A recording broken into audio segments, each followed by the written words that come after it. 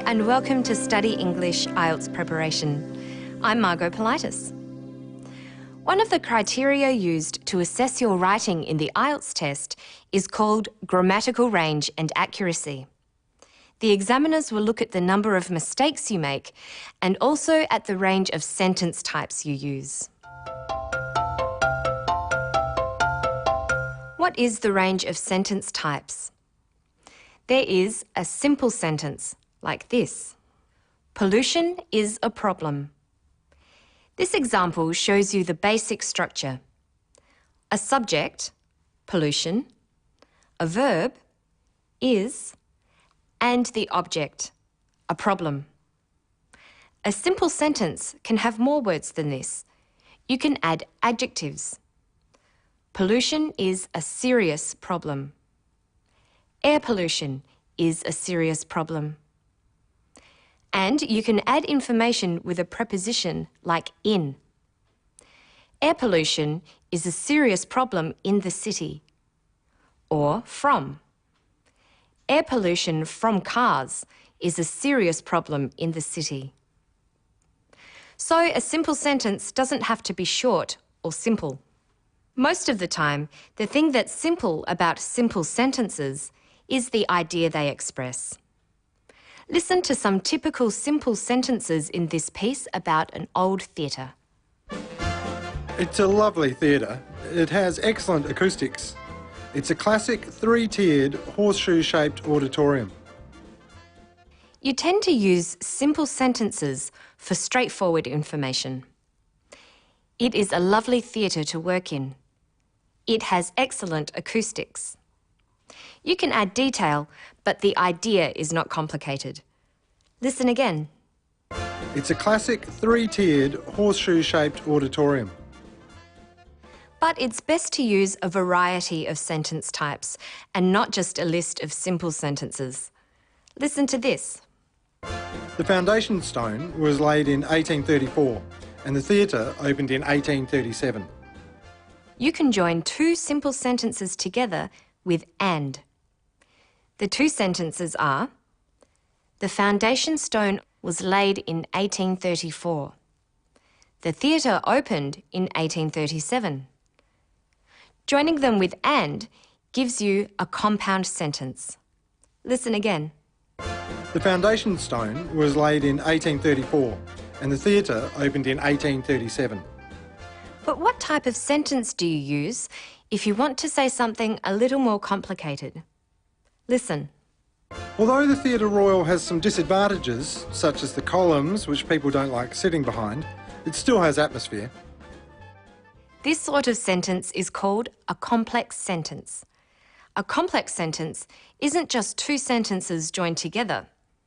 Some parts of a complex sentence might not be a complete idea. For instance, the first part of this sentence is quite long with a subject, verb, and object, but it isn't complete. Although the Theatre Royal has some disadvantages, such as the columns, which people don't like sitting behind, that doesn't express a complete thought. It needs a simple sentence to finish it. It still has atmosphere. If you take the detail out, you have a structure like this. Although the theatre has disadvantages, it has atmosphere. Although the theatre has disadvantages is what is called a dependent clause. It depends on a simple sentence. It has atmosphere to become complete and form a complex sentence. Here is another complex sentence. When you stand in the middle of the stage, you can talk to everybody. When you stand in the middle of the stage. That's a dependent clause. It needs another simple sentence or independent clause to make sense. When you stand in the middle of the stage, you can talk to everybody. You can even change the order of the clauses and say, you can talk to everybody when you stand in the middle of the stage. Apart from although and when, some of the words used to create dependent clauses like this are which, that, because, after, and where. Knowing how to use them is important. It's something you should practice. There is one other type of sentence, which is a combination of compound and complex sentences like this. When the theatre was first built, it was said to look like a two-storey house, and on the outside of the building you can see the stone windowsills.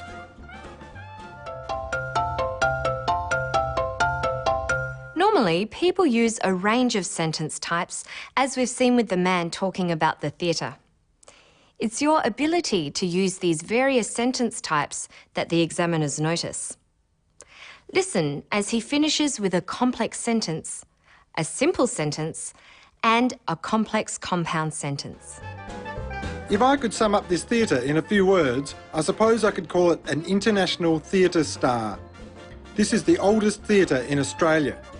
It's been operating for 159 years and, who knows, it might still be here in another 159 years. His first sentence was complex. Sentences with if are mostly complex because an if clause depends on another sentence to make sense. Listen. If I could sum up this theatre in a few words, I suppose I could call it an international theatre star.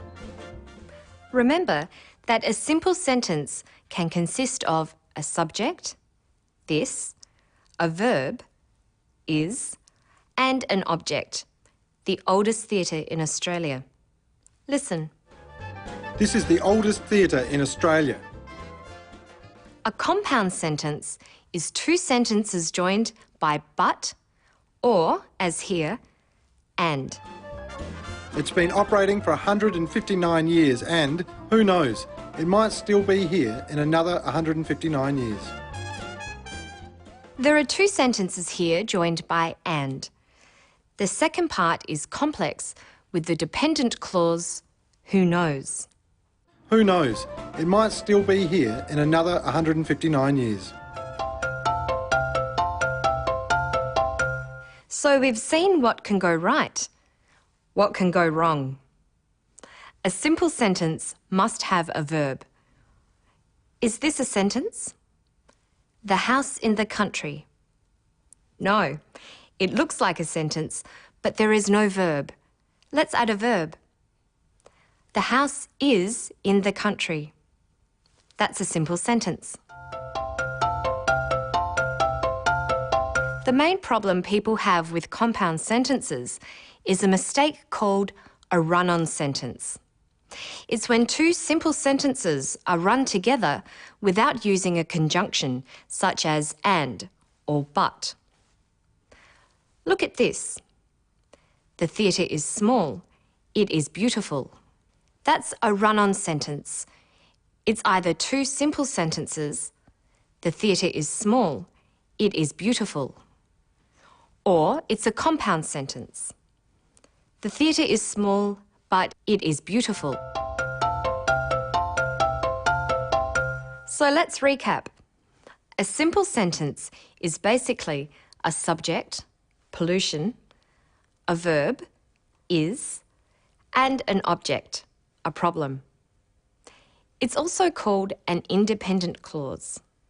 A compound sentence is two independent clauses joined by a conjunction such as and, but, or so. A complex sentence is a combination of a dependent clause or clauses with an independent clause. It's a good way to express some of your ideas in an essay. Be careful. Using too many simple sentences can make your writing choppy and dull, and too many long sentences can make it difficult to follow your ideas. So use both. That's all for now. To find more information about sentence types, visit our Study English website. Good luck with your studies.